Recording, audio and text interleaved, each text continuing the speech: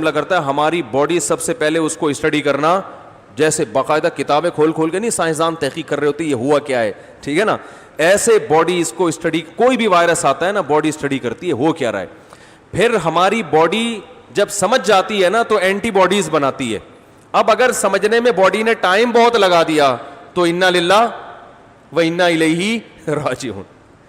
اس کی مثال ایسے جیسے کسی ایسی آرمی نے آپ کے ملک پہ حملہ کیا جس آرمی کے اٹیک کے طریقے آپ جانتے تھے, اس کے ویپن سے بھی آپ واقف تھے, تو اس اور راستوں کا بھی پتا تھا یہاں سے آتی ہے, تو وہاں تو فوراً دفاع کے لیے پہلے سے آرمی تیار ہوتی ہے نا.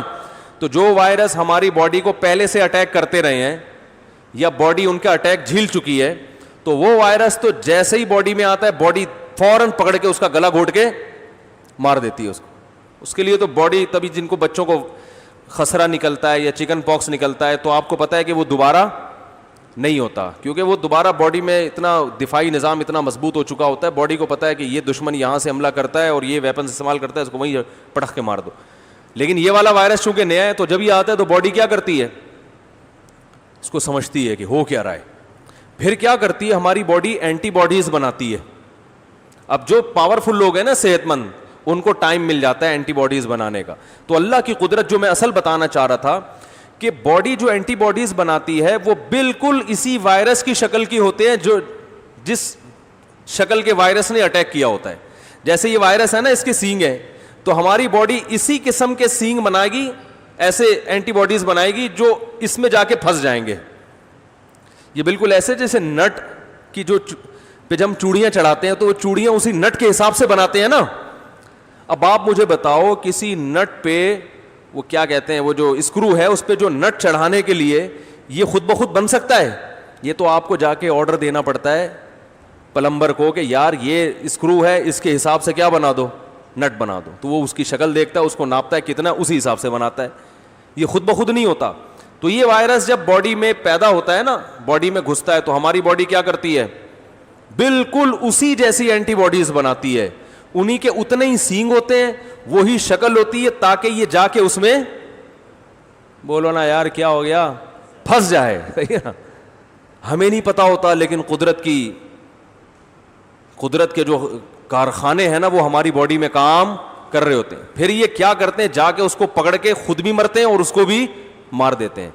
اور پھر آہستہ آہستہ ہماری باڈی اینٹی باڈیز بنا کے وہ جہاں جہاں وہ کمبخت ٹھگنا گھوم رہا ہوتا ہے نا, اسی جیسے ٹھگنے ہماری باڈی اس کے پیچھے بھیجتی ہے. بالکل ایسے ہے جیسے کسی ملک کی آرمی نے حملہ کیا اور ہماری آرمی پہلے اس کو سمجھے کہ حملہ کہاں سے کیا, ان کے پاس ویپن کون کون سا ہے, ان کو پکڑنا کیسے, پوری اسٹڈی کر کے پھر حملہ کرے, اور جتنے بندے انہوں نے چھوڑے تھے اسی سائز کے اتنے بندے ان کے پیچھے چھوڑ کے جو فدائی حملہ کرتے ہیں.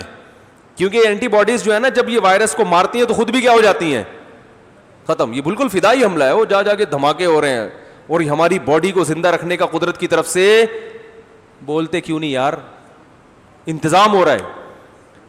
پھر کیا ہوتا ہے کہ ہماری باڈی ایک وائرس کم وقت کو بھی نہیں چھوڑتی, لیکن اس کے بعد باڈی اتنی مضبوط ہو جاتی ہے کہ دوبارہ کوئی ٹھگنا ہمیں بیمار نہیں کر سکتا. وہ اینٹی باڈیز باڈی میں ہمیشہ کے لیے رہ جاتی ہیں کہ اب تو آ کے دکھا. پہلی دفعہ تو ہمیں پتہ نہیں تھا, اسٹڈی میں ٹائم لگا تھا نا, اب تو آ کے دکھا. تبھی کہتے ہیں نا کورونا سے جس کو ایک دفعہ اٹیک ہو گیا دوبارہ اٹیک کا چانسز بہت کم ہوتے ہیں. تو یہ تو میں نے ایک چیز بتائی ہے, ہر بیماری کے ساتھ یہی ہو رہا ہے اور 24 گھنٹے ہو رہا ہے. دیکھو جب ہماری روح نکلتی ہے تھوڑی دیر میں بدبو آنا شروع ہو گئی نا باڈی سے, تھوڑی دیر میں ہوتا کیا ہے, گوشت پہ جو جرمز اٹیک کرنے والے ہوتے ہیں نا 24 گھنٹے اٹیک کر رہے ہیں, اور ہماری باڈی کے جرمز ان سے 24 گھنٹے لڑ رہے ہیں. ایسی جنگ ہو رہی ہے نا ہماری باڈی میں 24 گھنٹے, ادھر سے جرمز اٹیک کر رہے ہیں, ادھر سے ہماری باڈی کے جرمز اٹیک کر رہے ہیں. نیا کوئی جرثومہ آیا تو باڈی اس کو سمجھ کے اسی حساب سے نیا جرثومہ پیدا کرتی ہے. جیسے ہی انسان کی آنکھ بند ہوئی ہماری باڈی کے جو اٹیک سسٹم, جو دفاعی سسٹم تھا وہ ختم. پھر اللہ بتا دیں کہ دیکھو اب تمہارے اندر دفاع کرنے والا کوئی بھی نہیں ہے, تو 10 منٹ کے بعد مردے کا حال دیکھو کیا ہوتا ہے. ایسے جرمز اٹیک کرتے ہیں کہ وہ تو غنیمت ہے, جرمز تھوڑے دیر کے بعد پھر جو کیڑے پڑتے ہیں, پھر جو بدبو آتی ہے. تو یہ کیسا نظام ہے بھائی, یہ بت خود سے بن گیا اور اس کے اندر دفاعی نظام جیسے وائرس ہیں اسی جیسے اینٹی باڈیز بن بن کے اس کو پکڑ رہی ہیں, حملہ کر رہی ہیں.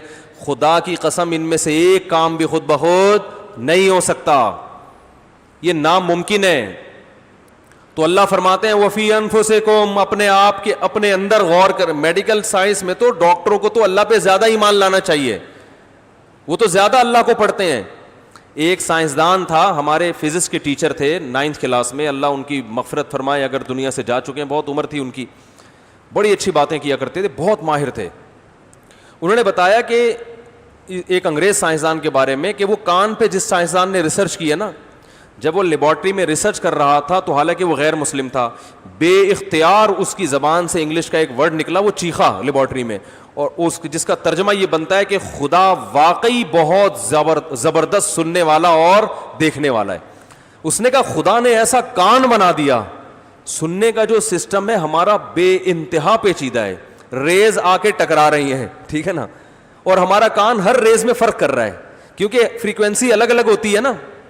اب جو میں الفاظ بول رہا ہوں, جو لہریں نکل نکل کے آپ کے کان سے ٹکرا رہی ہیں, یہ ہر لفظ کی الگ لہر بن رہی ہے, اور اسی سے آپ کا کان فرق کر رہا ہے کہ یہ بول کیا رہا ہے. تو لہروں کا کھیل ہے, ریز کا کھیل ہے.